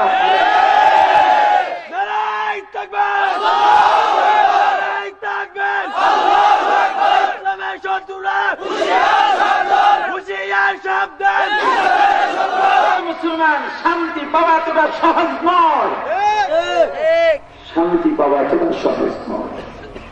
শান্তি টাকা দিয়া কিনা যায় না, ক্ষমতা দিয়ে আয়ত্ত করা যায় না। শান্তি এমন এক জিনিস যেটা ইসলামের মধ্যেই নিহিত। যাদের ঘরে ইসলাম নাই সেই ঘরে শান্তি নাই, যেই সমাজে ইসলাম নাই সেই সমাজে শান্তি নাই, যেই দেশে ইসলাম নাই সেই দেশে শান্তি নাই, যেই অর্থনীতিতে ইসলাম নাই সেই অর্থনীতিতে শান্তি হতে পারে না, যেই রাজনীতির মধ্যে ইসলাম নাই সেই রাজনীতির মধ্যে শান্তি থাকতে পারে। শান্তি চাও, ইসলাম মানো। ঘরে শান্তি চাও, ঘরে ইসলাম মানো। সমাজে শান্তি চাও, সমাজে ইসলাম মানো। রাষ্ট্রে শান্তি চাও, রাষ্ট্রে ইসলাম মানো।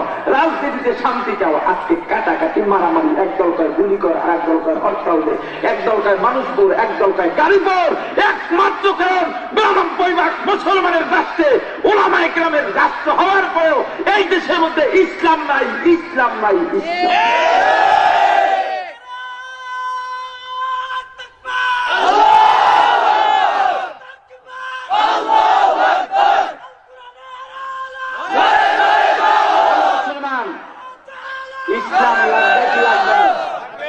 ইসলাম লাগবে কি লাগবে না? শান্তি কোথায়? আরো করে বলেন, শান্তি কোথায়? ও যুবক, ও যুবতী, যুবতী তাকায় রয়েছে। যুবক কোরআনের আয়াত তেলাওয়াত শুরু করে দিছে, কিন্তু কিছুক্ষণ পরে আবার হয়ে যায়। তাকায় দেখে যুবক কয়েক পৃষ্ঠা তেলাওয়াত করার পরে নিজের হাত মোমবাতির আগুনের উপরে ছুটে পড়ছে। যুবতী বড় অবাক হয়, আবার কয়েক পৃষ্ঠা তেলাওয়াত করে নিজের হাত মোমবাতির আগুনের উপরে চেপে ধরে। আবার কয়েক পৃষ্ঠা তেলাওয়াত হয়, আবার নিজের হাত মোমবাতির আগুনের উপরে চেপে ধরে। এভাবে কয়েকবার করার পর শরীর সাথে হয়ে যায়। যুবক কোরআনটা বন্ধ করে যুবতীকে ডাক দিছে, বোন ওঠো, বোন ওঠো। সবে সাদিক হয়ে গেছে, চারিদিকে নীরব নিস্তব্ধতা বিরাজ করতেছে। ও বোন, পরিবেশ ঠান্ডা হয়ে গেছে, যাও তোমার মামার বাড়িতে যাও। এরপরেও যদি তোমার ভয় হয়, চলো আমি তোমাকে তোমার মামার বাড়ি নিরাপদে পৌঁছে দেই। যুবতী উঠছে, ভাই আমি ঘুমাই নাই। এ যুবক, যাবো, তবে একটা প্রশ্নের উত্তর না নিয়ে যাব না। এ বোন, কি উত্তর, কি প্রশ্ন চাও, কি প্রশ্নের উত্তর চাও? তাড়াতাড়ি করো, আমার সময় নাই, সময় নাই। মুসল্লিরা এসে বলবে, তাড়াতাড়ি কি প্রশ্ন উত্তর দিতে চাই, বলো কি প্রশ্ন উত্তর দেন। যুবতী ডাক দেয়া বলল, ভাই আমি সারা রাত ঘুমাই নাই, আমি তাকায় দেখলাম তুমি কয়েক পৃষ্ঠা তেলাওয়াত করো, নিজের হাত মোমবাতির আগুনের উপরে চেপে ধরো, কারণটা কি? যুবক ডাকতে আবার যুবতী বোন, এটা আমার ব্যক্তিগত ব্যাপার, ব্যক্তিগত ব্যাপারে প্রশ্ন করার অধিকার তোমাকে দেই নাই, সীমা লঙ্ঘন করবা না। যুবতী ডাকতে বলি ভাই, এই ভদ্রতা আমি জানি, কারণ আমিও বড় বংশীয় মেয়ে, কিন্তু আজকে আমি অধিকার বা সীমা লঙ্ঘন করলাম, আমার অধিকারের বাহিরে গিয়া অধিকার লঙ্ঘন করলাম। যতক্ষণ পর্যন্ত প্রশ্নের উত্তর না দিবা ততক্ষণ পর্যন্ত আমি মসজিদ ছেড়ে যাব না।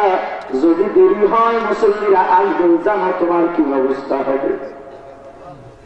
যুবক ডাক দেয়া বলে, অনেক পর গোপন রহস্য প্রকাশ করতে বাধ্য করলাম।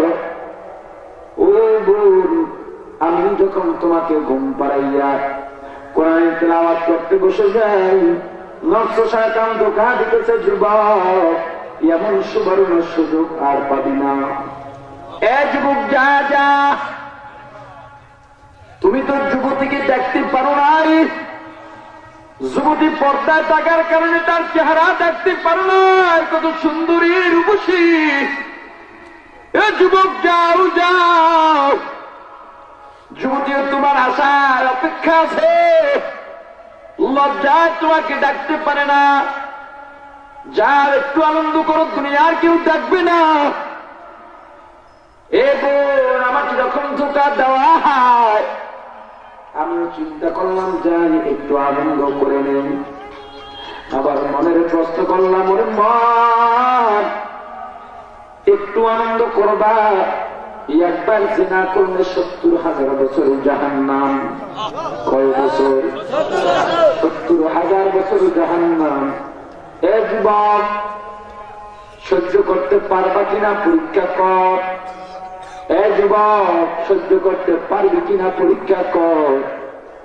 এই চিন্তা করে আমি মোমবাতির আগুনের উপর আমার হাতটা চেপে ধরলাম, দেখি না সহ্য করতে পারি না।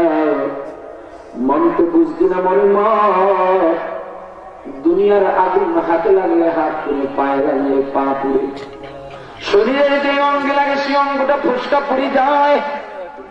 আর জাহান্নামের আগুন এত কঠিন, এত কঠিন, এত কঠিন, শরীরের যে কোনো অঙ্গে লাগার সঙ্গে সঙ্গে কলিজা পর্যন্ত পুরে ছাই হয়ে যাবে। এ যুবক, দুনিয়ার সাধারণ আগুন সহ্য করতে পারো না, জাহান্নামের এত কঠিন আগুন কেমনে সহ্য করবি? এ যুবক, অল্প সময়ের জন্য, কয়েক মিনিট আনন্দের জন্য এত বছর জাহান্নামের আগুনে জ্বলতে পারবি না। ও বোন, এই চিন্তা করে আবার কোরআনের তেলাওয়াতের মধ্যে বসে যাই। আবার যখন ধোঁকা দেয়, আবার তখন হাত আগুনের উপরে চেপে ধরি।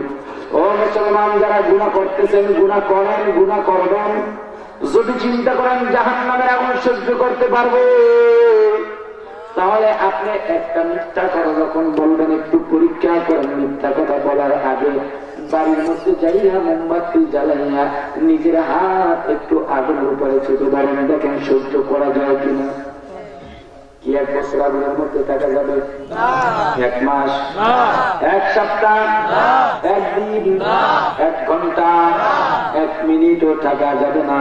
ও মুসলমান, যদি আপনি আগুন সহ্য করতে না পারেন, দুনিয়ার উপরে আখিরাতকেই প্রাধান্য দিতে হবে। দুনিয়াকে প্রাধান্য দেওয়া যাবে না, দুনিয়াকে প্রাধান্য দেওয়া যাবে না। ও মুসলমান, তবে আখিরাত যদি কামাই করতে যাই, দুনিয়া লাগবে। আর দুনিয়া মাজরাআতুল আখিরাহ, দুনিয়া আখিরাত কামাই করার জায়গা। ও মুসলমান, নৌকা চলার জন্য কিসের প্রয়োজন হয়? আর ওদের বলেন, কিসের প্রয়োজন হয়? পানি ছাড়া নৌকা চলতে পারে না। তবে নৌকার মাঝি খবরদার, খবরদার, ওই নদীর মধ্যে দিয়া নৌকা চালাইবা, তোমার নৌকার তক্তা যেন মজবুত হয়, নরম যাতে না হয়, দুর্বল যেন না হয়।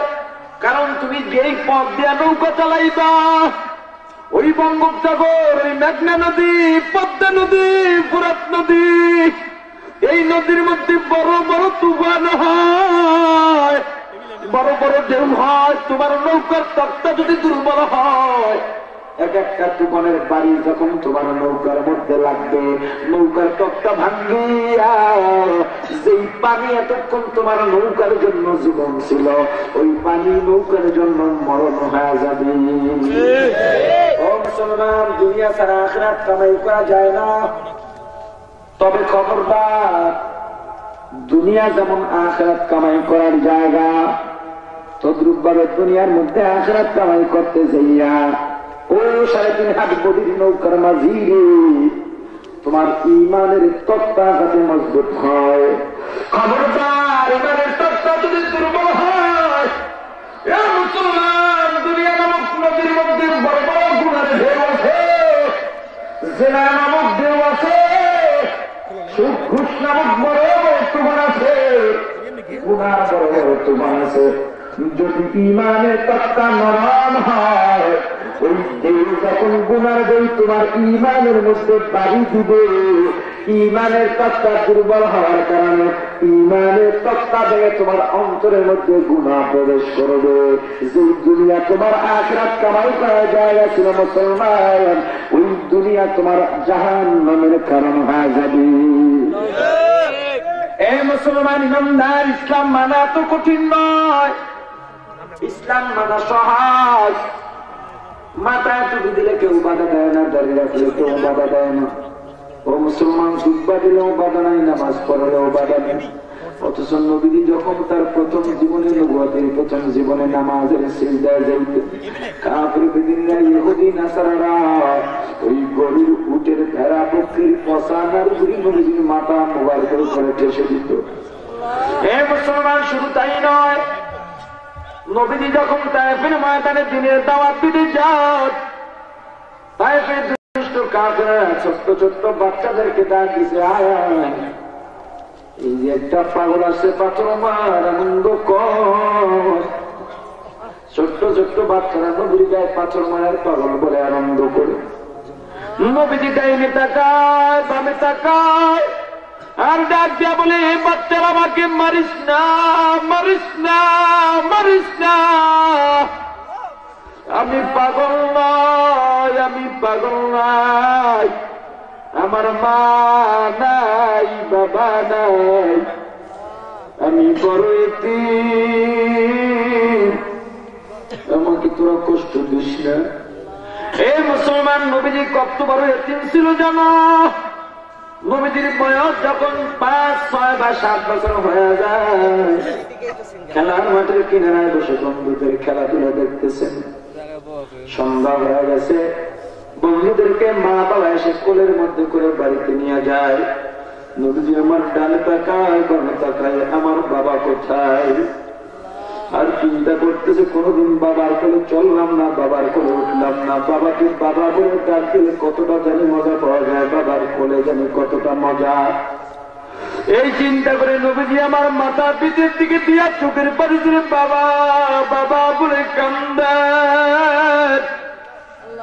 এদিকে সন্ধ্যা হয়ে গেছে, মুহাম্মদ বাড়ির মধ্যে ফিরেন না, আমেনা পাগলের মতো হয়ে গেছে। দৌড় দিছে, মুহাম্মদ কোথায়? যাকে সামনে পায় তাকে জিজ্ঞাসা করে, ও ভাই, আমার কলিজার টুকরা মুহাম্মদকে দেখছুনি? যার কাছে জিজ্ঞাসা করে উত্তর দেয়, না, মুহাম্মদ নামে কাউকে চিনি না। যাকে জিজ্ঞাসা করে উত্তর, না, মুহাম্মদ নামে কাউকে চিনি না। এক রাখাল ডাক দিছে, ও পাগলনি, আউলাকে সে পাগল বেশে কোথায় যাও? মা আমিনা ডাক দেয়া বলল, ও রাখাল ভাই, মুহাম্মদ আমার কলিজার টুকরা মুহাম্মদকে দেখছুনি? রাখাল ডাক দেয়া বলে, না না, মুহাম্মদ নামে কাউকে চিনি না, তবে খেলার মাঠের কিনারা বুঝে একটা শিশুকে দেখছি, বাবা বাবা বলে কান্দে।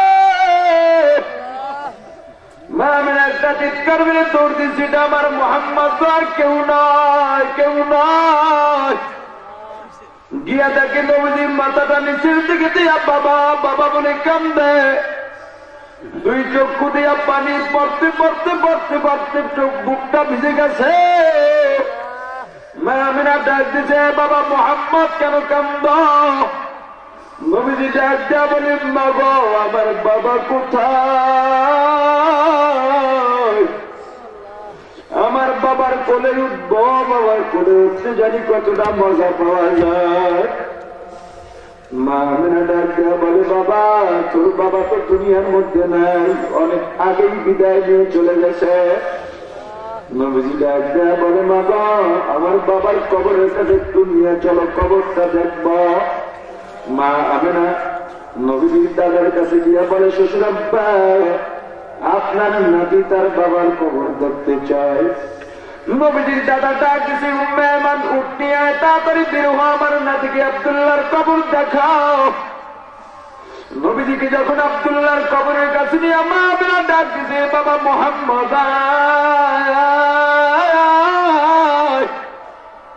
এটাই তোর বাবার কবর, যা তোর দেখতে মনে চাই দেখে ল।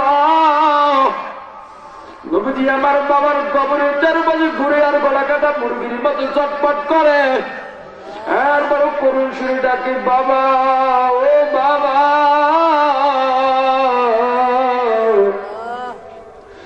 একবার আসো, আমাকে একটু কোলে নাও বাবা, তোমাকে বিরক্ত করবো না, বিরক্ত করবো না।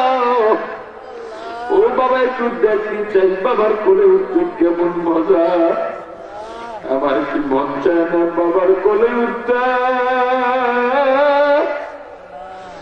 আমার কি মন চায় না বাবার আদর পাইতে, আমার কি মন চায় না বাবাকে বাবা বলে ডাক দিতে।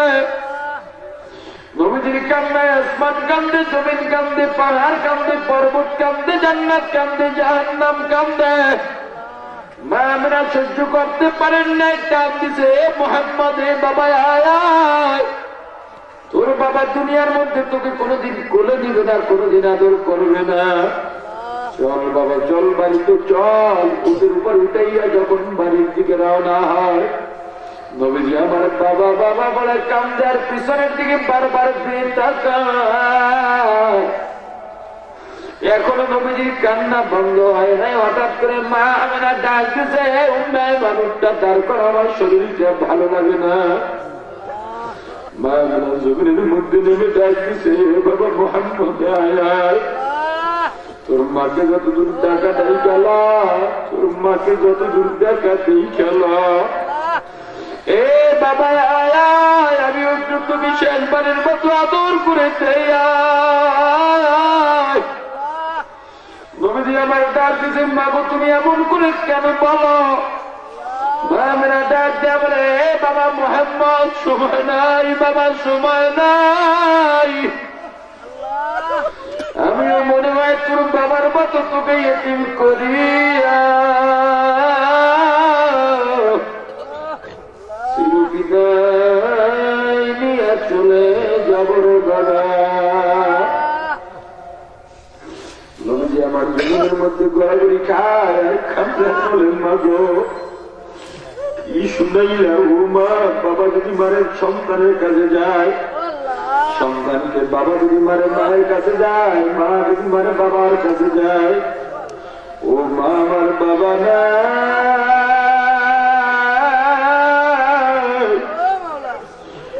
ও মা গো তুমি যদি চলে যাও কার কাছে যাব? এমন এতিম নবী আমার, পিতা মাতা ছিল না তার, এমন এতিম নবী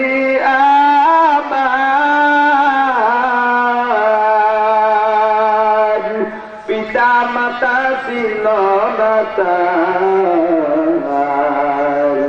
তারপরেও কত মারা মারল তাকে দুশ্মনে, নবী বিনে কে তারাবেন পুলসিরাত মিজানে। ও মুসলমান, কোনদিন জানি দুনিয়া ছেড়ে চলে যায় জানা নাই, কারণ দুনিয়াতে আসার একটা সিরিয়াল আছে, যাওয়ার কোন সিরিয়াল নাই। আসার আগে দাদা গাজি, তারপরে বাবা, তারপরে সন্তান, তারপরে নাতির জন্ম হয়, আর যাওয়ার ক্ষেত্রে দাদার আগে নাতি চলে যায়, বাবার আগে সন্তানের বিদায় হয়, স্বামীর আগে স্ত্রীর বিদায় হয়, আবার সিরিয়াল বাড়ে হয়। ربنا ظلمنا انفسنا وان لم تغفر لنا وترحمنا وترحمنا لنكونن من الخاسرين ربنا آتنا في الدنيا حسنة وفي الآخرة حسنة وقنا عذاب النار رب ارحمهما كما ربياني صغيرا رب ارحمهما كما ربياني صغيرا আল্লাহ গভীর রাতে পর্যন্ত কোরআন হাদিসের আলোচনা হলো আল্লাহ বল করে ক্ষমা করে আলোচনার উপরে নির্দেশ আল্লাহ বক্তা শ্রোতা